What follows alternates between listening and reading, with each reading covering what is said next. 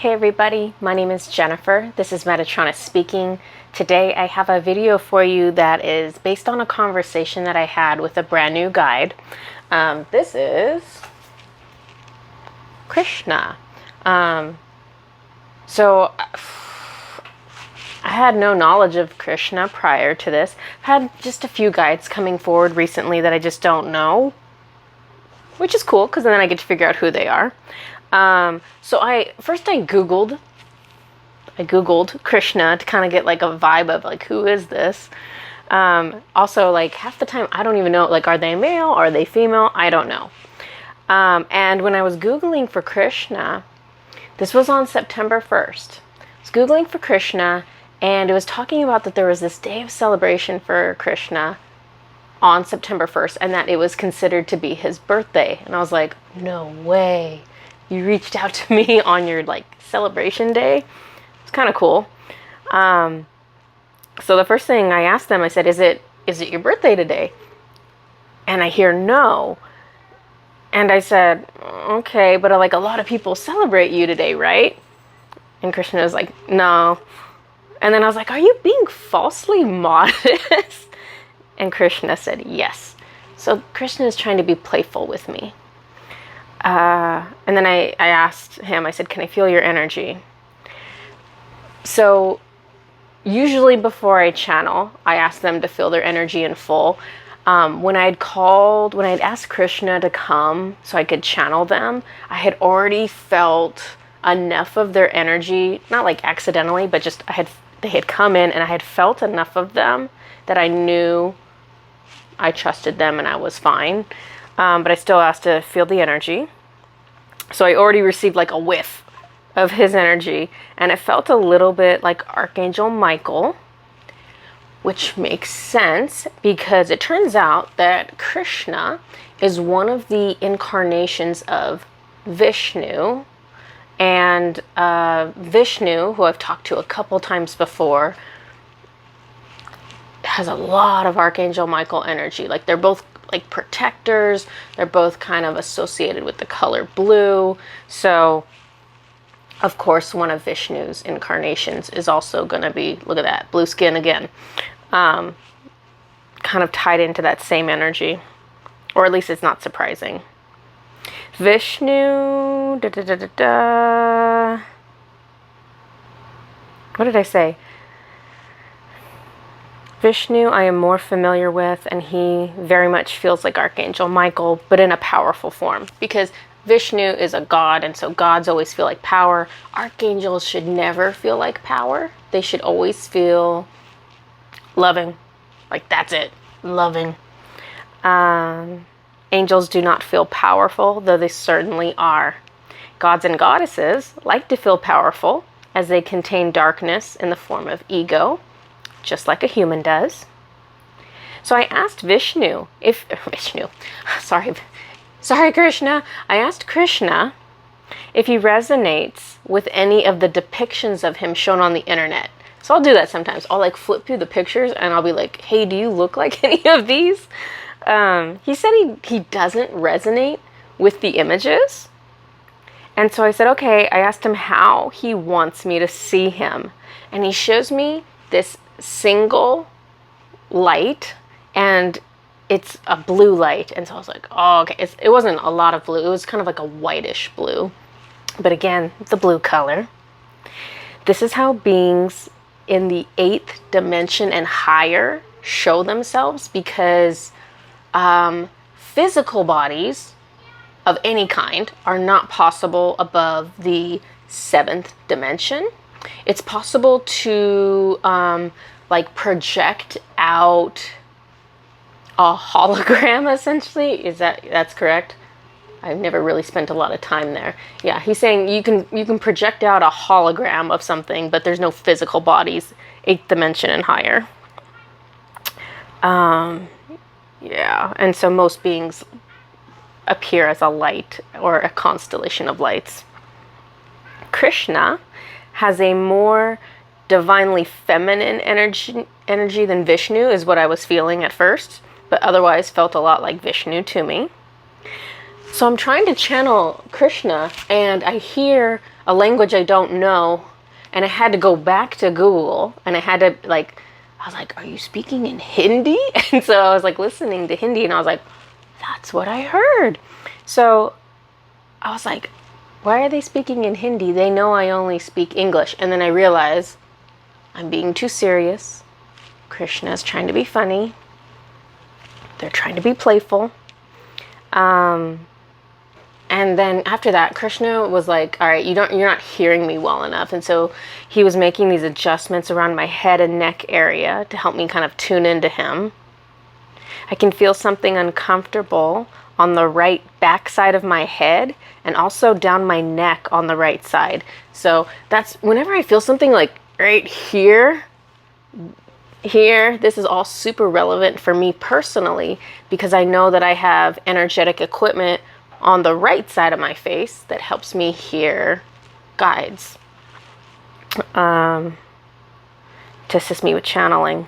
I'm told that I'm not receiving anything new, because I was like, are you upgrading me? And he's like, no, I'm not upgrading you. I'm just cleaning out your equipment. It's getting dirty. It's like, okay. When I say Krishna's name, I hear a response. Oh, that's right. So he's trying to clean me out, right? I should probably preface this entire conversation with, prior to channeling Krishna, I hadn't channeled in probably at least 4 days, maybe 5. And I don't know, I'd kind of been just in like a low, grouchy, irritable, not in a good mood to channel. And so I tried to start channeling, and like my energy was still off, and so my guides are like trying to fix it, right? And so I thought he had fixed whatever he had worked on here, and I said, Krishna, and I could hear another being mock me and repeat back to me. So it was a male energy trying to speak like a female who was like, Krishna. And so I could hear that back, and I was like, oh, okay, that's something that needs to be removed. So that was probably demonic, yeah. Because that's the kind of energy of a demon where it's like, I don't know. I always associate them with being kind of annoying and kind of distracting. Not really that powerful necessarily, unless you're stuck in a low vibration for a long time, and then you're kind of giving power over to them, and so they feel like they're powerful, but you can always take your power back. Oh my gosh. So Krishna, I heard that and I was like, oh, that's an entity to clear. And Krishna kind of tilted my head back a little bit, and I heard something inside my head crack. And it was like in a line along the back of my head. So this demon must have been attached at my Alta Major chakra, right back here. But I heard something go crack. Didn't hurt at all. Kind of felt good. And then the entity left, and I felt better. I tell Krishna happy birthday, and I feel him smile. And so I'm like yawning this whole time I'm talking to him. He wants to talk to me. He's being so sweet and so patient, but I'm like chock full of things that shouldn't be in me. So I keep yawning to like release energies that don't belong in my energy body. And so I kind of was feeling like, okay, maybe Krishna is a little bit protective too, just because he was taking all this time to clear my energy of demons. I asked Krishna if I can feel his darkness. It almost feels as if he is standing in front of me. Oh gosh, that was so funny. So I'm like, let me feel your darkness. And then all of a sudden I get this image in my head of like, kind of like a monster, kind of like this black skinned being with like really sharp teeth, open mouth, and kind of like standing like this, kind of almost standing comically, although they genuinely look, I wouldn't say scary. They almost look like something that would be scary maybe to a kid, but not an adult is how I would describe it. So I'm like, show me your darkness. And then I see this image in my head, and I'm like trying to make sense of it because I don't quite understand. And then suddenly an entity jumps out of my body so fast, so suddenly, that I'm just like, what? Like, it shocked me. And I started laughing, and I was like, basically, Krishna was like showing me his darkness, showing me his scariness, and it scared a demon out of me. And so I was kind of laughing at him. I'm like, wow, so your darkness is kind of like light, because if your darkness scares demons away, that's really light. That's not really darkness. He gives off a lot of love energy. I'm impressed that he has such a good sense of humor. He like went out of his way several times to show me he has a sense of humor, which is always like, that's the hallmark of a really good guide, is them making all this effort to make you laugh. Because if you laugh, your vibration goes higher. So, so I felt into his energy more. He did feel like slightly cocky to me, or like ultra confident, which is not that surprising. He's a god. Of course he feels that way. It kind of felt the way Ra does, because I feel a lot of, I don't want to say overconfidence, but I feel a lot of confidence from Ra. And so it's similar with Krishna, where it's adding to the complexity of who he is. It's not, and you have to be careful with this, because anytime you're talking about like confidence, it's technically, it can leak into like ego and it's considered a darker energy, even though we really need it to be balanced. Like, not ego, but we need confidence to be balanced. Anyhow, it does not feel overwhelming in his energy. It makes him charming, is what I wrote. I pressure him to give me a message. I'm like, hey, are you gonna, I'm supposed to channel messages. Can I please have my message? But he keeps insisting that he doesn't have one, which always throws me off, because I was like, I need a message. I remind him, I'm like, hey, you're the one who wanted to talk to me. Like, you're hitting me up. You're supposed to have a message for me. When I feel him, I feel his energy. Ooh, am I clearing something in my throat right now? When I feel him, I feel his energy in my solar plexus, but also in my heart chakra. So that was kind of cool, because with all of my guides that know me very, very, very well, they'll always touch my solar plexus really lovingly. It's this real gentle, real loving energy, and my solar plexus is a very vulnerable chakra for me. So they'll do that, and I'm like, oh, okay, I like this. Krishna does it in the solar plexus and the heart chakra. So that was kind of impressive, because it shows me Krishna is operating at a high level, and I don't even know how to put this into words. Man, I am, okay. I'm like asking Metatron if I'm interpreting this right, and he's saying yes. I don't know how to explain it other than, okay, this is going to be like a really bad explanation, but I hope you understand. So, if you think of human beings, and you think of like how two human beings may come together to interact, at the very lowest level, human beings come together at like the root chakra. So we come together because of fear. We come together because of survival. Metatron's trying to be supportive through this. If you think of your sacral, human beings that come together for sexuality. So this is like not love necessarily, just the physical component of sexuality.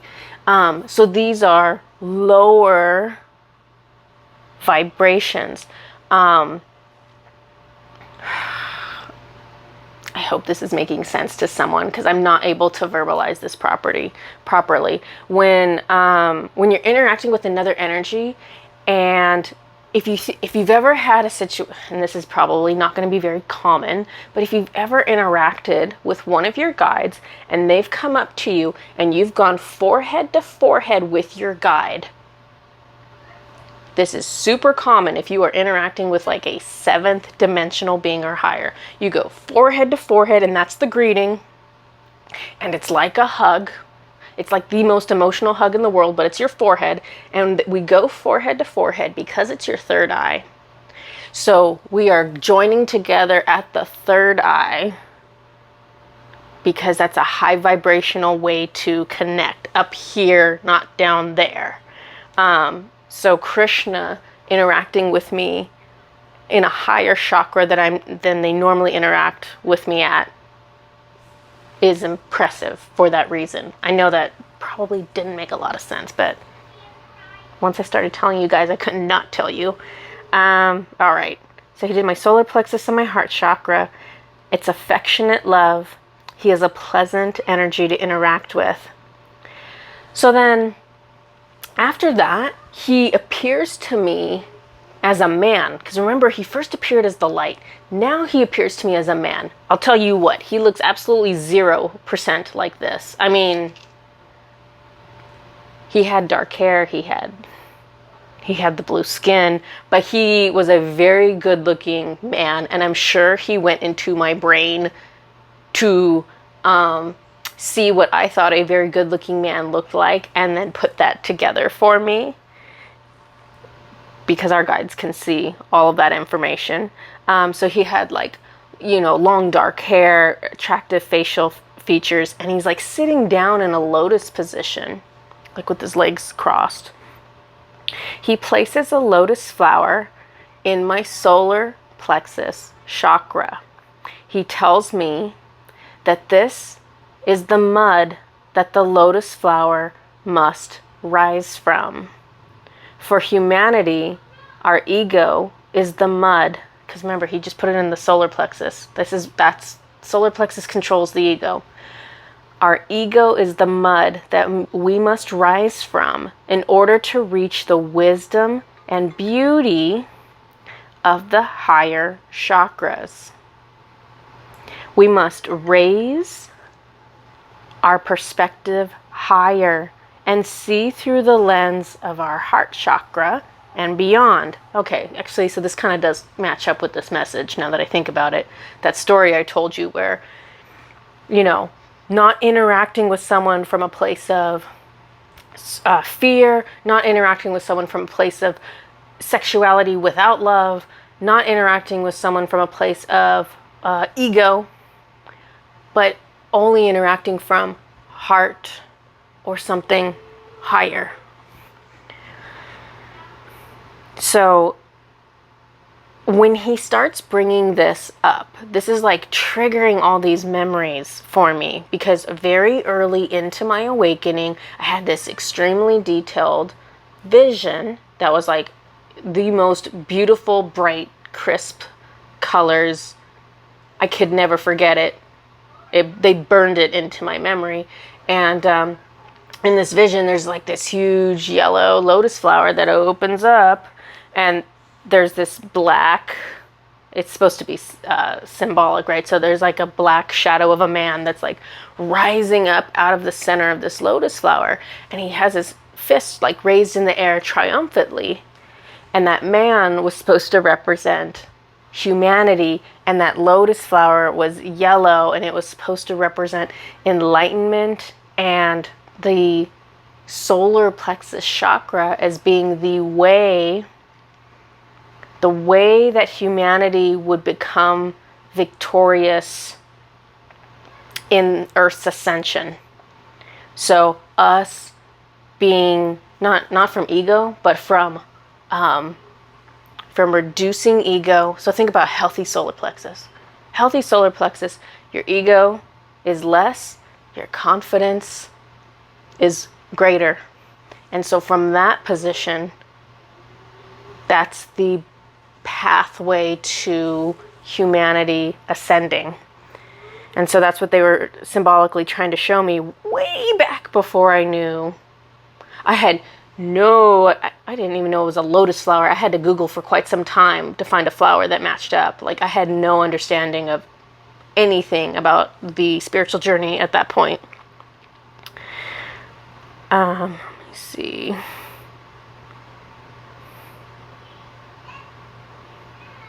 So I asked Krishna, because I got emotional, because I started asking him. I was like, were you the one who gave me that vision? Like, were you there when I had that vision?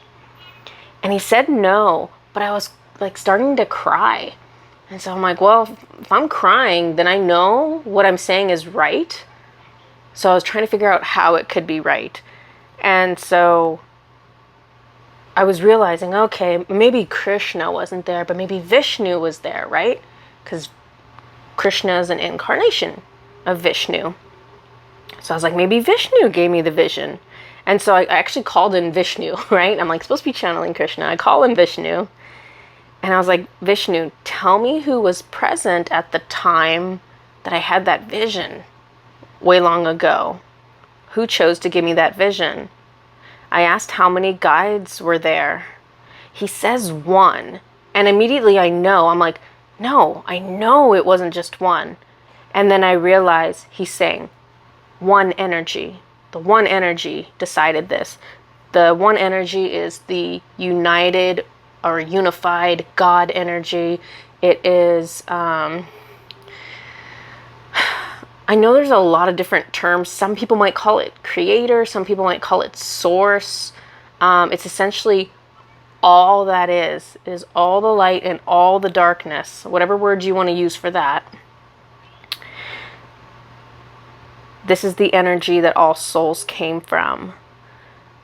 This was one of my early experiences. So that vision was one of the early experiences that solidified for me that I was being communicated with and that there were truths out there that I did not yet understand. So this was that vision was a huge turning point for me, because I knew without a doubt, because this is when I was just waking up.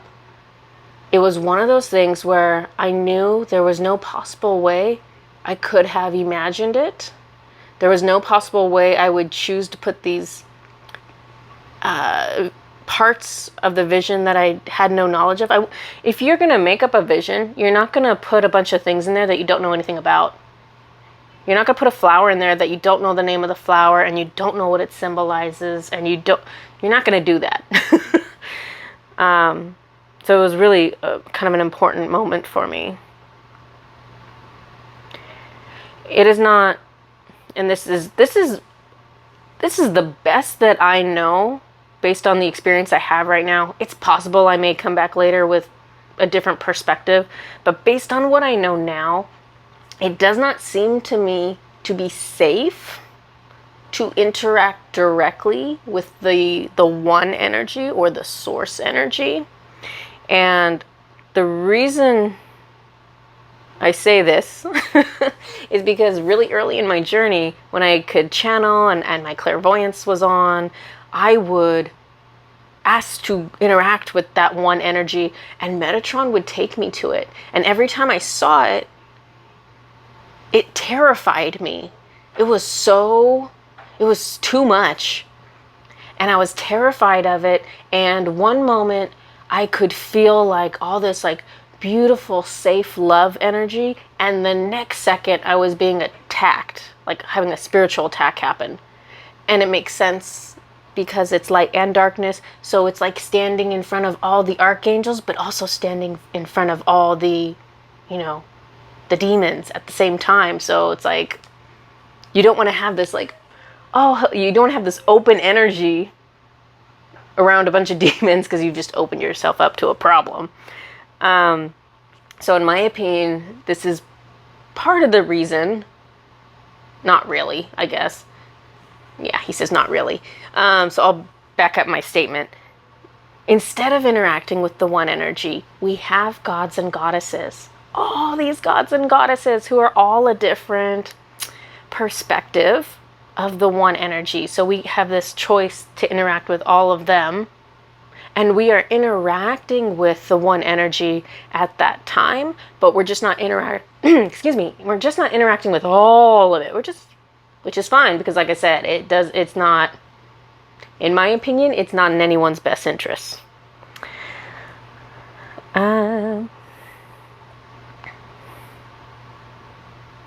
Okay.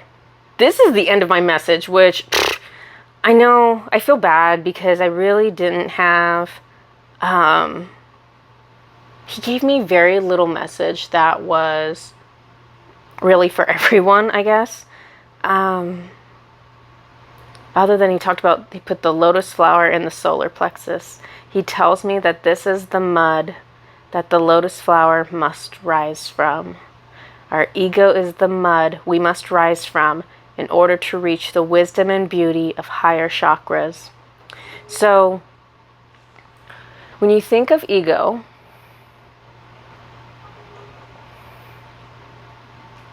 man, they're giving me way too much stuff to say. When you think of ego, ego is worried about how others see us. How others see us. So that is a major stumbling block of the solar plexus. The ego might be fearful that you're going to fail at something, or you're going to look bad if you do something. And so it tries to talk you out of doing things. That's another stumbling block of the ego. So you might be like, wow, I think I'm really interested in, I don't know, painting, Reiki, whatever it is you're really interested in. Man, I think I really want to go back to school and do this. I think I could start my own business and do that. That'd be so much fun.